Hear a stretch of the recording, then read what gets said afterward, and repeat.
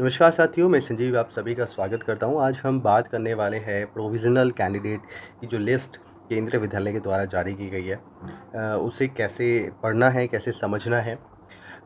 सबसे पहले बात, अगर आप ने अभी तक रिज़ल्ट चेक नहीं किया है तो ज़्यादातर केंद्रीय विद्यालय के द्वारा क्लास 1 का अभी भी कई जगह वेटिंग में है, बहुत ज़्यादा स्कूलों में वेटिंग में है।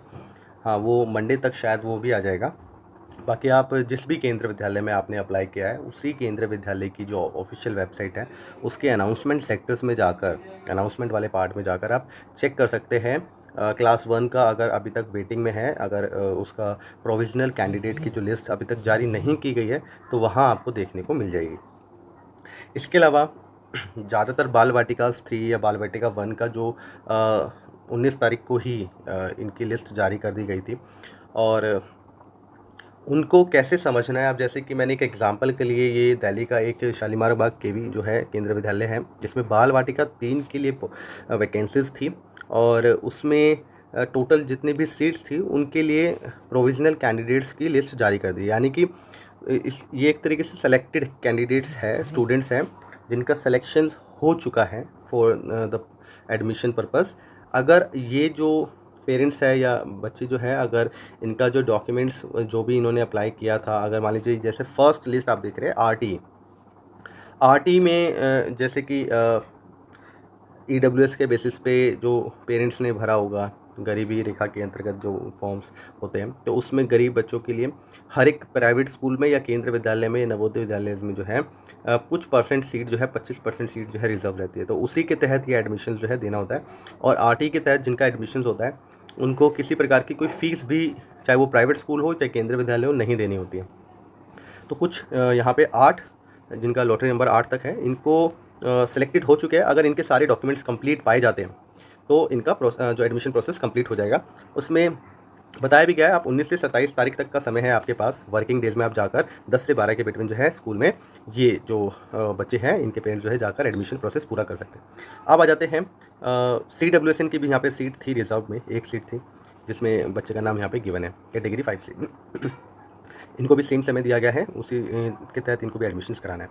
अगर जो डॉक्यूमेंट प्रोड्यूस करें CWSN में, अगर मान लीजिए किसी भी क्राइटेरिया पे आप CWSN दिखा रहे हैं बच्चे को, तो वो डॉक्यूमेंट प्रोड्यूस करना पड़ेगा जो कि मान्य हो। अगर इसमें किसी भी प्रकार की कोई कमी पाई जाएगी तो फिर जो नेक्स्ट बच्चा होगा जो CWSN के तहत, उसको फिर अप्लाई मतलब उसको कॉल किया जाएगा, या वेटिंग लिस्ट में वो चेक कर सकते हैं। अब यहाँ वेटिंग लिस्ट भी आपको बताएंगे।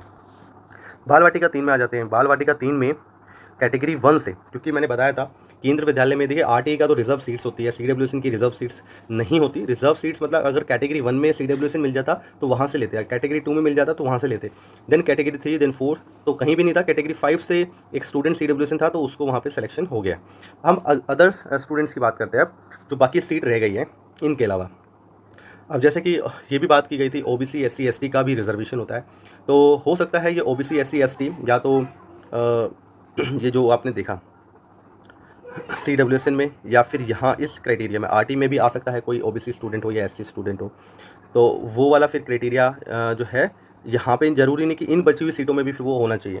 अगर मान लीजिए टोटल 2 OBC होने चाहिए और वो 2 OBC इसमें आ गए हैं, तो बाकी जर्नल जो है इस कैटेगरी 1 से ले लेंगे वो, ठीक है।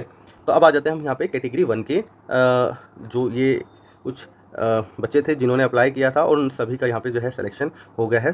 सचिन तक है ना, ये सब आप नाम देख सकते हैं, यानी कि इनका सिलेक्शन हो गया है। डॉक्यूमेंट प्रोड्यूस करने पड़ेंगे, डॉक्यूमेंट में कोई कमी नहीं, तो ये इनका 100% एडमिशन है। एंड देन अगर इनमें किसी भी बच्चे ने या तो एडमिशन लेने नहीं जाते हैं वो लोग, या एडमिशन प्रोसेस पूरा नहीं करवाते हैं, या फिर उनके डॉक्यूमेंट्स वेरीफाई करते समय कुछ कमी पाई जाती है, तो देन वेटिंग लिस्ट वाले को कॉल किया जाएगा। अब वेटिंग लिस्ट कैसे चेक करना है, किसको कॉल करेंगे, तो वो सबसे पहले हम देखिए, और इसमें सीट बिल्कुल नहीं थी, इतनी ज़्यादा सीट्स नहीं थी, इसलिए कैटेगरी 1 से ही सारे बच्चे यहाँ पे कंप्लीट हो गए। कैटेगरी 2 का तो नंबर भी नहीं आया, देन कैटेगरी 3 होता, अगर देन कैटेगरी 4, देन कैटेगरी 5 का नंबर आता है। तो बहुत ही मुश्किल होता है केंद्रीय विद्यालय में कैटेगरी 5 से एडमिशन लेना।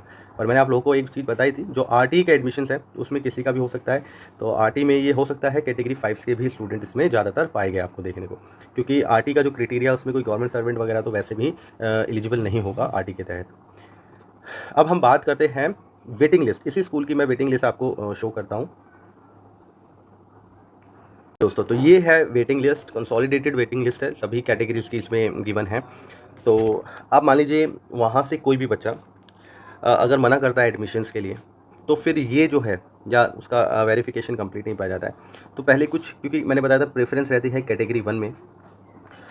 भाई कैटेगरी 1 की बात अलग है और SC ST OBC की बात अलग है। अगर SC ST OBC कैटेगरी 1 में नहीं है देन कैटेगरी 2 या 3 या 4 में वो जाएंगे एडमिशन के लिए। अदरवाइज कैटेगरी 1 में ही एडमिशन पूरे हो जाएगा अगर वहाँ पे SC ST OBC का जो क्राइटेरिया फिक्स है वो पूरा वहाँ पे स्टूडेंट मिल जाते हैं तो। पर अब मैं नॉर्मली बात कर रहा हूँ, मैं SC ST OBC को लेके नहीं चल रहा, मैं नॉर्मली कह रहा हूँ सर्विस कैटेगरी के जो फर्स्ट प्रेफरेंस पे यहाँ पे सिलेक्शन होता है। तो पहले फर्स्ट प्रेफरेंस पे इतने सारे स्टूडेंट अभी वेटिंग में हैं बाल वाटिका 3 में, क्योंकि काफ़ी कम सीट्स थी और इतने सारे बच्चे हैं। उसके बाद कैटेगरी 2 का नंबर यहाँ पे ये दिखाया जा रहा है, वेटिंग लिस्ट वाले कैंडिडेट है ये तो। देन कैटेगरी 3 का तो यहाँ पे कैटेगरी 2 के आप देख सकते हैं। तो बाय चांस मैं ये मान भी लूँ अगर ऊपर जो प्रोविजनली कैंडिडेट जो सिलेक्टेड थे उनमें से 2-3 जने मना भी कर देते हैं, किसी का डॉक्यूमेंट में कुछ कमी पाई जाती है, तो मैक्सिमम वेटिंग लिस्ट 1 2 3 4 तक मैक्सिमम जो है चांसेस है कि आप लोगों को कॉल किया जा सकता है और आपके बच्चों को अभी भी एडमिशन के लिए बुलाया जा सकता है आफ्टर 27। ठीक है, क्योंकि 27 तक तो सबके पास समय है एडमिशन्स कराने के लिए। फिर कमी पाई जाएगी तो देन वो कॉल करेंगे वेटिंग लिस्ट वालों को। तो जो इतना नीचे है 8 में 9 में 10 में ये जो 25 26 35 नंबर हो गया, 72 तक यहाँ पे वेटिंग लिस्ट निकालिए कैटेगरी 4 तक की दिल्ली। तो यहाँ पे अगर कोई पेरेंट्स वेट कर रहे हैं तो आप लोग वेट मत करिए, कहीं और अगर एडमिशन कराना चाहते हैं तो बिल्कुल करा सकते हैं, क्योंकि इतनी वेटिंग्स कभी भी कम, क्योंकि इतने तो को टोटल सीट भी नहीं है जितनी वेटिंग्स यहाँ पे कंप्लीट होगी। आई होप कि आप लोगों को ये समझ में आ गया होगा। इसी प्रकार से सभी केंद्रीय विद्यालय ने जो है वेटिंग लिस्ट भी जारी करी होगी और साथ में प्रोविजनल सेलेक्टेड कैंडिडेट लिस्ट भी। जो सिलेक्टेड कैंडिडेट है प्रोविजनल वो लिस्ट में आप लोग का सिलेक्शन हुआ है तो आप लोग जाइए स्कूल में अपने डॉक्यूमेंट्स प्रोड्यूस करिए और एडमिशन प्रोसेस पूरा करिए। वेटिंग वालों को उनके इन केस बुलाया जाएगा अगर उनका एडमिशन पहले जो सिलेक्टेड कैंडिडेट है उनका पूरा नहीं हो पाता है। कोई डाउट्स है तो मैसेज करिए, उसका जवाब देने की कोशिश करेंगे हम लोग। धन्यवाद दोस्तों।